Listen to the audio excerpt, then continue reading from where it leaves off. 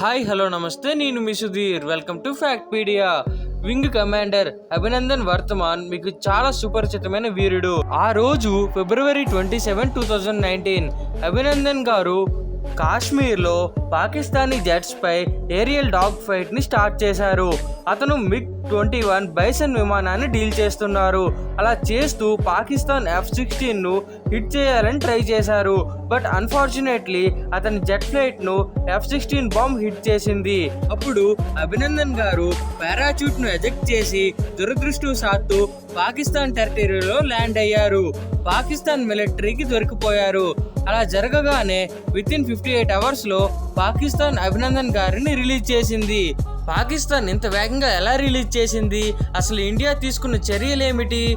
అసలు ఫిబ్రవరి 27, 2019 అభినందన్ గారికి ఏం జరిగింది అని తెలుసుకోవడానికి కిందనే ఉండే లింక్ పై క్లిక్ చేసి చూసేయండి.